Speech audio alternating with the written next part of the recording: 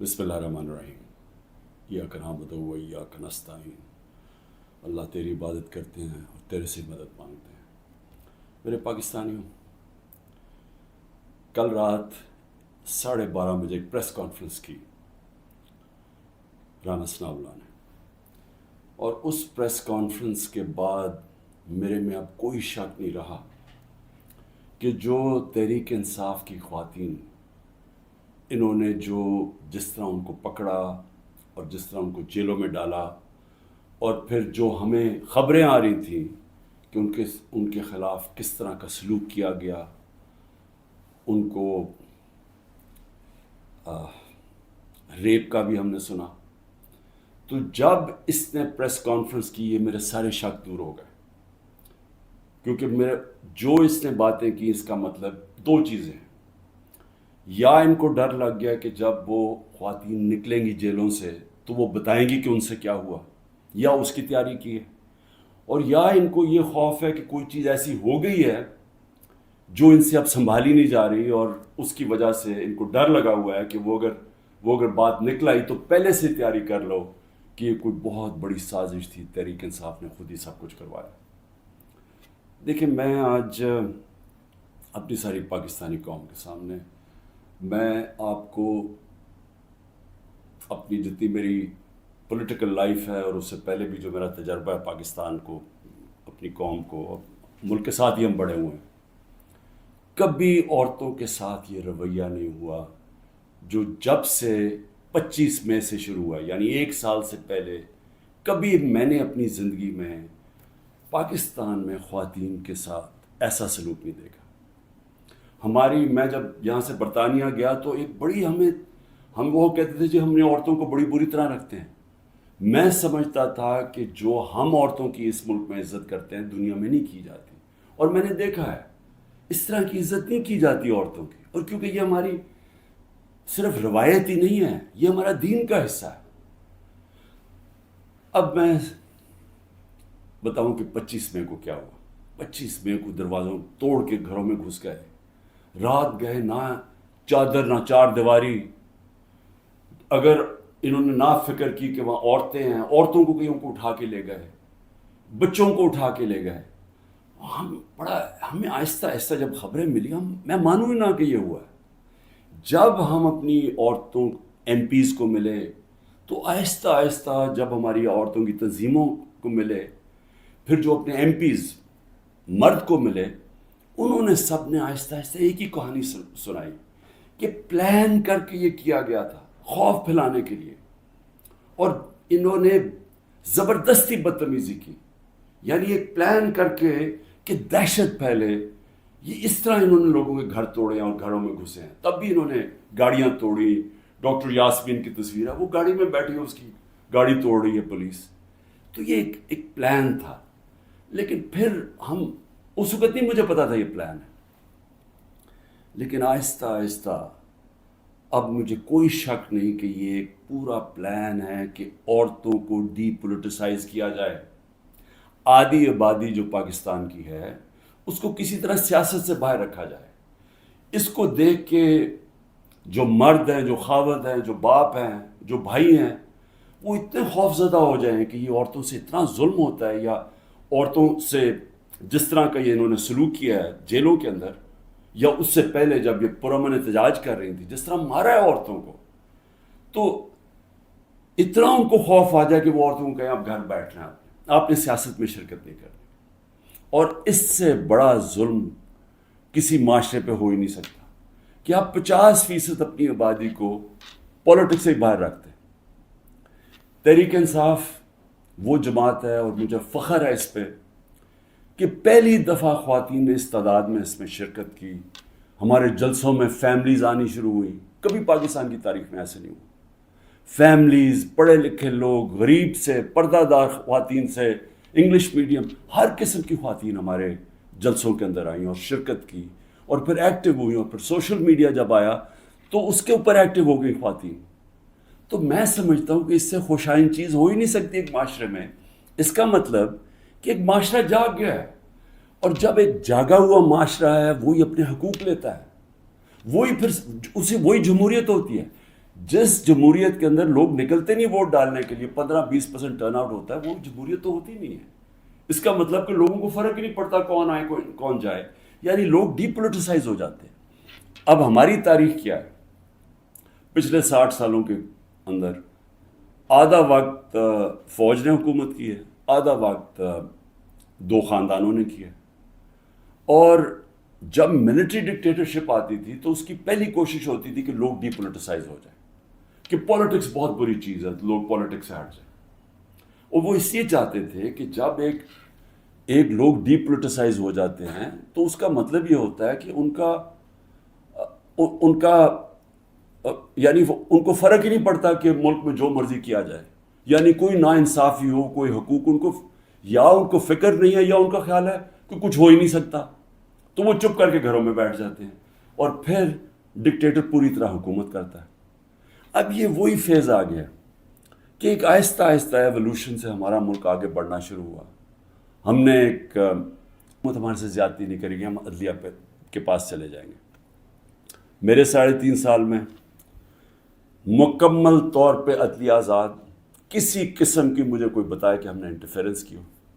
مکمل طور پہ میڈیا آزاد. ذرا موازنہ کریں آج جو میڈیا کا حال ہے اور جو ہمارے دور پہ تھا. 80% تنقید ہماری گورنمنٹ کی ہو رہی ہوتی تھی، حالانکہ اس گورنمنٹ نے کرونا سے دنیا نے ایکنالج کیا پاکستان کے، جس طرح ہم نے کرونا کو ہینڈل کیا. ٹاپ 3 دنیا میں ملک تھے. دنیا نے ہمارے احساس پروگرام کو ایکنالج کیا. دنیا نے جو ہم نے پہلی دفعہ ماحولیات کے اوپر ملک کی تاریخ میں جو ہم نے درخت اگائے، جو بلین ٹری سونامی جس کو کہتے ہیں، دنیا نے مانا اس کو. بورس جانسن نے، جو برطانیہ پرائم منسٹر، نے یو این میں تقریر میں نام لیا میرا اور کہا کہ ہم اس طرف آگے جا رہے ہیں. پہلی دفعہ ڈیمز بنانے شروع کیے 50 سال کے بعد. تو وہ حکومت جو اپنے ملک کی اکانومی کو بھی لا کے کھڑا کرتی ہے، اور 6.1%، کوئی کہتا ہے 5%، یعنی تاریخ کی وہ چند لمحے تھے جب سب سے زیادہ ملک آگے بڑھ رہا تھا. لیکن اس کو تنقید کتنی ہوئی؟ ذرا اٹھا کے دیکھ لیں اخبار، آپ صرف ٹی وی پروگرامز دیکھ لیں، ہمیں سارا وقت تنقید ہوئی. ہمارے خیال 3 لانگ مارچز ہوئی. ایک بتائیں کہ کسی کے اوپر کوئی FIR کاٹی، کسی کو کوئی گھروں میں گھس کے کوئی روکنے کی کوشش کی. تو یہ جو ہوا ہمارے ساتھ 25 مارچ کے بعد، یہ پلان کے ہوا تھا. یہ ہماری جمہوریت کو جو جتنا نقصان اب پہنچا ہے، میں جنرل مشرف کی ڈکٹیٹرشپ مجھے یاد ہے. فنڈامنٹل رائٹس ہیں، نہ یہاں سپریم کورٹ کے فیصلے مانے جاتے ہیں، نہ کانسٹیٹیوشن کے اوپر جب کانسٹیٹیوشن کہتی ہے 90 دن میں الیکشن، نہ وہ الیکشن ہو رہے ہیں، گورنمنٹ اس کی پرواہ نہیں کرتی. عدالتیں بیل دیتی ہیں، پکڑ کے دوسرے کیس میں اندر ڈال دیتے ہیں. عدالتیں کہتی ہیں ہمیں عمران ریاض کو یہاں لے کے آؤ یا کسی اور کو لے کے آؤ، اس کی پرواہ نہیں کی جاتی. یعنی میڈیا کا جو منہ بند کیا ہوا ہے، جس طرح کے حالات آ جائیں، ٹیلی فون کیے جاتے ہیں، دھمکیاں دی جاتی ہیں. ہمارے جو لوگوں کو اب یہ توڑ رہے ہیں اور جو کہتے ہیں کہ جی میں تحریک انصاف چھوڑا ہوں، میں فوج سے بڑا پیار کرتا ہوں، ذرا ان سے ذرا چپ کر کے بیٹھ کے پوچھیں کہ ان سے کیا ہے. ان کی دھمکیاں دی گئی ہیں کہ تمہاری فیملیز کو نہیں ہم چھوڑیں گے، تمہارے بزنسز ختم کر دیں گے. یہ کب ہوا تھا پاکستان کی تاریخ میں؟ ان کے رشتہ داروں کو پکڑ لیتے ہیں، جو باہر بیٹھے ہوئے پاکستانی، وہ اگر ٹویٹ کر دیں ان کے رشتہ داروں کو پکڑ لیتے ہیں. میں آج اپنی سپریم کورٹ، اپنے 15 ججز سپریم کورٹ، اپنی ساری قوم کی طرف سے، وہ پارٹی جو اس وقت سب سے بڑی پارٹی ہے پاکستان میں اس کی طرف سے، بلکہ اپنی عوام کی طرف سے، میں آپ کو آج اپیل کرتا ہوں کہ سارا ملک اب آپ کی طرف دیکھ رہا ہے. یہ تاریخ یاد رکھے گی آپ کا رول. اب تک ہمیں ایسے نظر آ رہا ہے کہ آپ طاقتور کے سامنے آپ آہستہ آہستہ اپنی پاور کنسیڈ کیے جا رہے ہیں، اپنی آزادی کھوئے جا رہے ہیں. ہمیں میں ہر روز کی اب بات کر رہا ہوں. رات عمر ایوب کے گھر میں گھسے، وہاں سارا دوسری دفعہ گھر میں گھسے، وہ تو چھپا ہوا ہے، اس کا سارا گھر توڑ دیا. شہزاد اکبر وہ انگلینڈ بیٹھا ہوا ہے، اس کا جو بھائی ہے وہ پوری طرح نارمل نہیں ہے، وہ اسپیشل چائلڈ ہے، جس طرح ذل شاہ تھا. رات اس کے گھر میں گھسے، اس کو اٹھا کے لے گئے. اس لیے میں بڑے ریسپیکٹفلی آپ سے آج اپیل کر رہا ہوں کہ سب سے پہلے تو ایک کام کریں کہ ہماری جو عورتیں جیلوں میں ہیں، جنہوں نے صرف اپنا رائٹ تھا، ان کا حق ہے، آئین ان کو حق دیتا ہے پرامن احتجاج کرنے کا، جدھر بھی کر سکتی ہیں.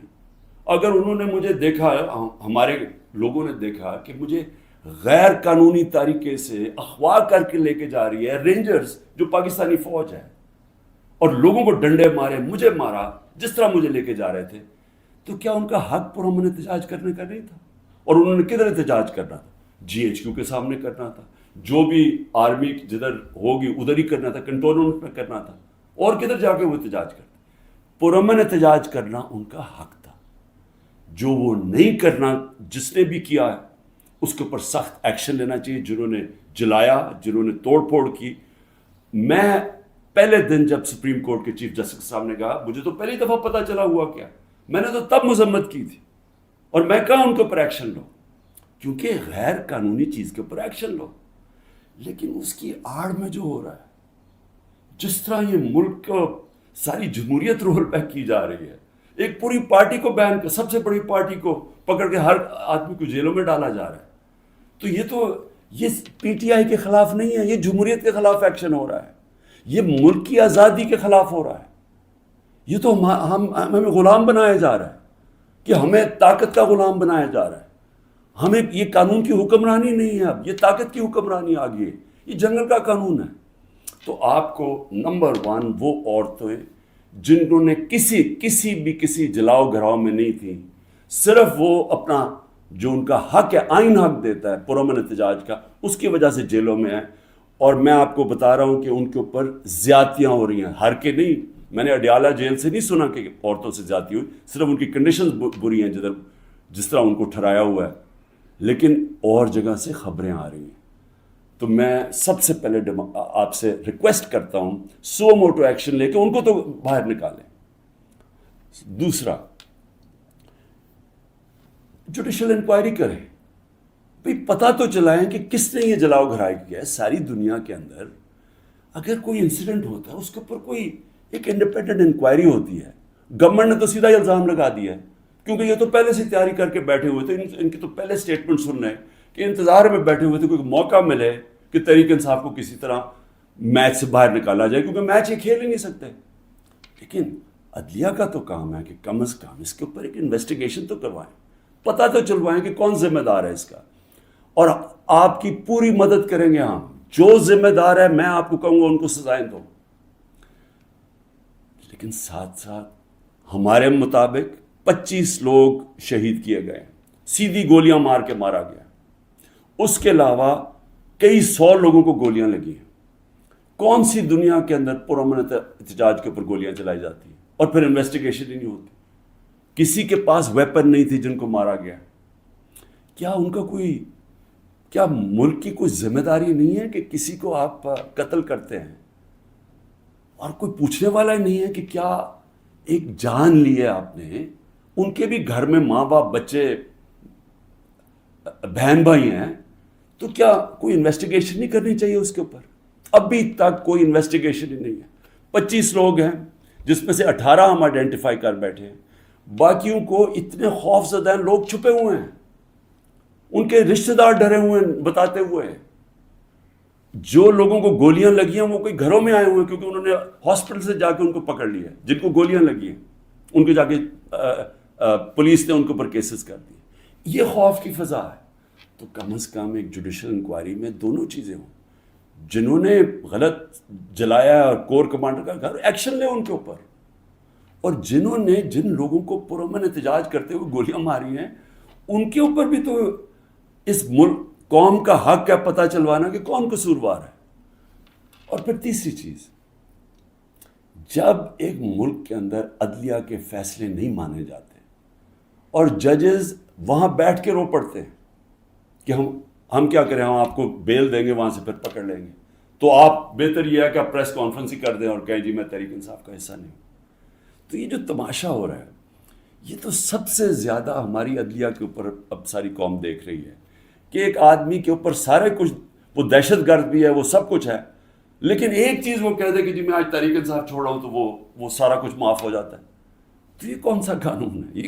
یہ تو جنگل کا قانون بن گیا. اس لیے میری ریکویسٹ یہ ہے کہ جو آئی جیز، جو پولیس والے حکم نہیں مان رہے عدلیہ کا، جس طرح عمران ریاض کو وہ کہہ رہے ہیں پروڈیوس کرو، وہ نہیں دے رہے، تو ان کے اوپر تو کنٹیمپٹ لگائیں تاکہ ہمیں پتہ تو چلے کہ کوئی اس ملک کے اندر قانون ہے. اگر قانون پہ نہیں چلیں گے تو کیا طاقتور کو کوئی سزا نہیں ملے گی، کیونکہ وہ اس وقت گورنمنٹ ہے.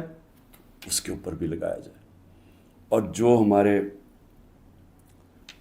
23,000 لوگوں کی انہوں نے لسٹ بنائی ہے ہمارے کارکنوں کی، 23,000 کی، جس میں ہمارے خیال کے مطابق 10,000 سے زیادہ جیلوں میں ہیں.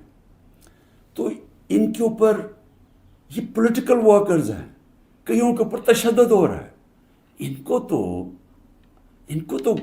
کے اوپر جو بھی ہے، اگر ان میں سے کوئی گلٹی ہیں یا انوالوڈ ہیں تو ان کو جیل میں رکھے، باقیوں کو تو چھوڑیں، کیونکہ زیادہ تر لوگوں کو تو وہ تھے ہی نہیں وہاں. یعنی 3-4 جگہوں کے اوپر جدھر آگے لگی ہیں، جدھر آپ کو پتہ ہے کون لوگ ہیں، ادھر ان کے اندر جو انوالوڈ ہیں. لیکن جو سارے کارکن پاکستان سے پکڑ کے جیلوں میں ڈال رہے ہیں، تو میری ریکویسٹ ہے، یہ تو پالیٹکس ختم کر رہے ہیں. یہ تو پلان ڈیموکریسی کو وائنڈ اپ کرنا ہے. تو اس لیے میں آپ سے آج ریکویسٹ کروں گا اپنی سپریم کورٹ، سپیریئر جوڈیشری سے، کہ دیکھیں یہ صرف یہ نہیں ہے کہ تحریک انصاف کے اوپر ایکشن لیا جا رہا ہے، یہ ساری ہماری جمہوریت کو تباہ کیا جا رہا ہے. اور یہ بڑی مشکل سے ڈکٹیٹرشپ سے نکل کے پھر آتی تھی، پھر واپس ڈکٹیٹرشپ، بڑی مشکل سے ایولیوشن یہاں ہوئی ہے. اور جو عدلیہ کے لیے جو قوم کھڑی ہوئی تھی، اور جو لائرز مون، وہاں بھی قربانیاں دی تھیں، وہاں بھی جیل میں گئے تھے. تو وہ اب اگر ادھر آ کے واپس ہم نے چلے جانا ہے وہ سیاہ دور کے اندر، یہ جو دور مشرف سے بھی برا دور ہے، تو اس کا مطلب کہ ساری جو قوم کی کوششیں اپنی جمہوریت اور آزادی کی طرف سفر تھا اور رول آف لاء کی، وہ تو سارا رول بیک ہو رہا ہے. اس لیے آپ کی طرف ہم سب دیکھ رہے ہیں.